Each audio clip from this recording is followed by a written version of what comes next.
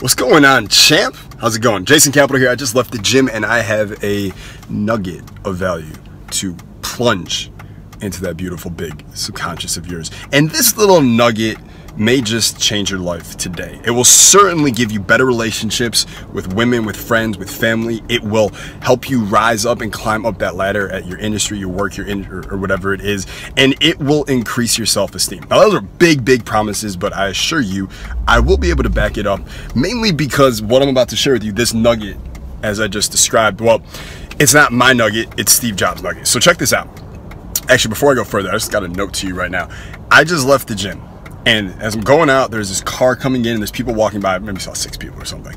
And they all had this dead in the eyes look, right? Where the soul, it's like it's been sucked out of them, whether by mediocrity, by bosses they hate, by jobs they hate, a 9-to-5 bitch they want to leave forever, a relationship they've been in too long.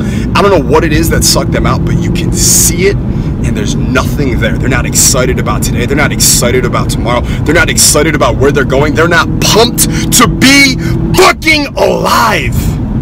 Well, I am, and so are you, because we're on Team Capital, and this is how we fucking dominate our paths. So, anyways, on that note, last Friday, actually, last week, I went and got lunch with Guy Kawasaki. Now, if you don't know Guy, he's a really well-known best-selling author. He speaks all over the world. He's actually, this is really fucking cool, he is the only person in the tech industry in like Silicon Valley who is personally sponsored by a car company. Mercedes-Benz actually sponsors him and gives him a car and does all this stuff in exchange for him to big up their brand, which I think is super badass. Anyways, so I'm getting lunch with him and we're just talking about all the different stuff, and I asked him a question about Steve Jobs, and I was like, what, in your opinion, we actually shot a video of this where he's going to answer it, and I think you'll see it on the channel soon.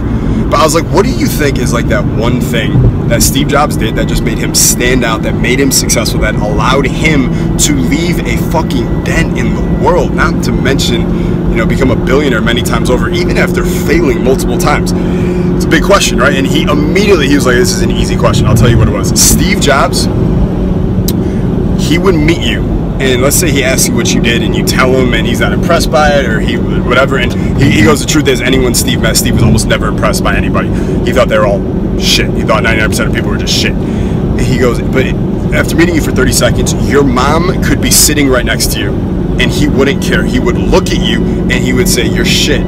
Your idea is shit and your work is shit. What are you ripping these people off for? What are you doing that? What do you think you're going to do with this business idea? No one wants that. That's not going to work. It's not different. It's not unique. It's not sophisticated. It's not simple. It's garbage. And then he just stare you down and wait for you to respond. Now, whether he actually believed that or not is a whole nother story. This might have been just him testing you. Steve Jobs was famous for testing people this way, but he goes, man, it was scary. He goes, for a lot of us in there, and Apple, because Guy actually worked side by side with Steve Jobs and Apple in the 80s. He goes, it was scary. A lot of us were just afraid, like, because you don't know what was coming or when it was going to happen. Now, what we call this, and if you've read my book, there's a whole chapter on it. It's called Giving High Status Truth. It's about cutting through, right? I remember when I was in college and everyone I knew and all these conversations everyone would be having would be such bullshit. It was like imagine that we'd go out with like 4 of my buddies and we'll all be hanging out, and one guy would just be complaining about some girl.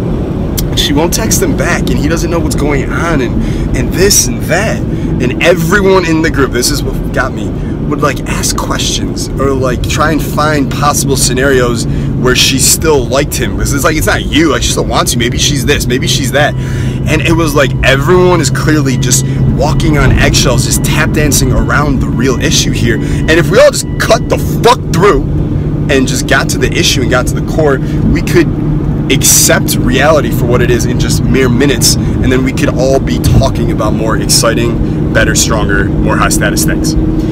So one day I just finally did it. I just cut through and I was like, yo, she doesn't fucking like you. For whatever reason, she's not interested. Maybe she's not smart. Maybe she's, I don't know, into girls. There's a lot of that going on today. That's all good. I don't know. It doesn't matter. Let's just accept this now so we can get on to the next one, right? And you can get back to dominating your path, making yourself a stronger, better, more high status version of yourself. Or, you know, maybe you're going to be a 99%er and go play video games and stay on Reddit. And there's nothing wrong with Reddit, but there's a lot of some shit going on there, right? So giving high status truth. And it really stood out to me when this guy who worked side by side with Steve Jobs when he was in the 80s and, you know, in the 1980s, and Steve Jobs was the young guy. He wasn't the later guy that we all know in the later years when he got sick. But even back then, giving high status truth. And the more you give high status truth, and you're able to just, you know, have those conversations you don't want to have because it's a little, there might be conflict, it might be, you know, you might have to say something to someone that will piss them off, or you might lose a friend, you might lose a girlfriend, you might lose a family member, but you know you have to say it. Like, it's that thing. You know you're feeling it. You know it's true. You've been putting it off because it's conflict, because it's scary.